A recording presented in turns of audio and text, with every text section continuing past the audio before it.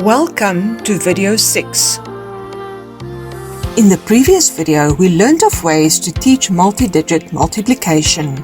We are now going to turn our attention to long division. The first thing to remember about long division is that you need to remind your learners about the steps to be followed when doing basic division. When they understand these basics, it will be much easier to do long division. What are the basics about division that the children need to learn? They need to learn that division is the opposite of multiplication, the symbols that are used for division, and which symbol is used for long division.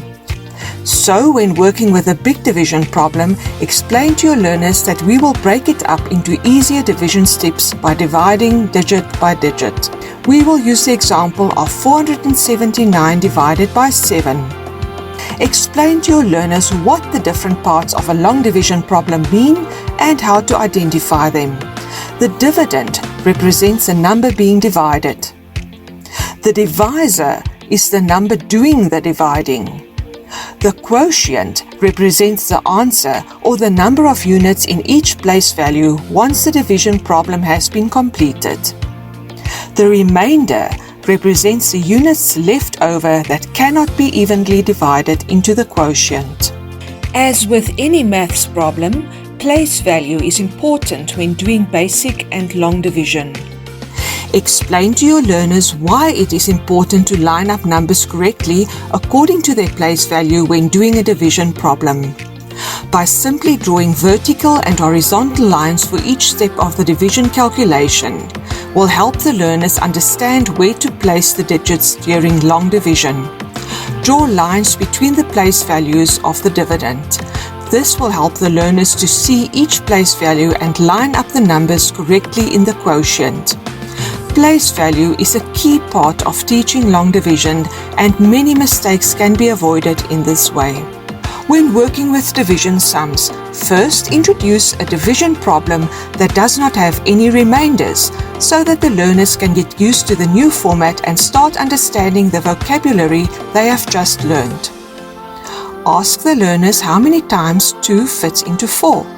This might be a tricky concept for them, so use the idea of sharing.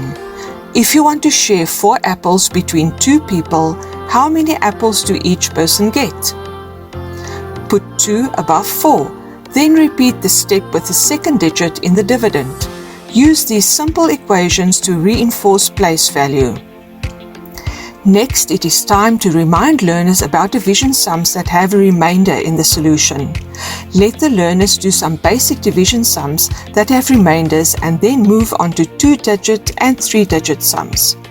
Help your learners understand how place value plays an important role in the long division process.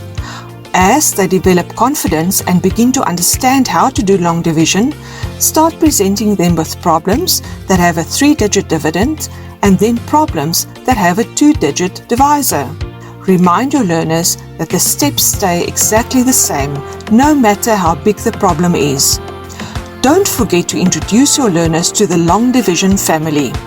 This will help them remember the order in which the basic operations should be done. First, Daddy for divide. Second, Mommy for multiply. Third, Sister for subtract. And fourth, Brother for bring down. Also remind the learners where division fits in the BODMAS system. Remind them of the BODMAS rule when checking the answers through multiplication. Remind learners about the fact that division and multiplication are opposites or inverse operations.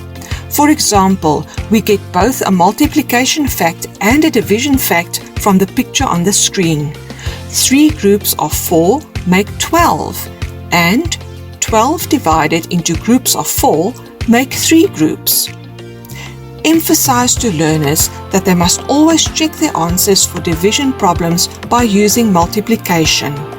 In our example, the answer to 74 divided by 3 was 24 with a remainder of 2. To test the answer, we multiply the answer or quotient with a divisor, in this case 3, which gives us an answer of 72. We then add the 2 and get our answer of 74. Explain to your learners that the best way to learn how to do long division is to practice, practice, and practice. We trust that the ideas shared in this video will be useful to you when you teach long division. We have come to the end of video 6. Before you continue to the next video, remember to complete the short quiz for which the link will be provided on the next screen.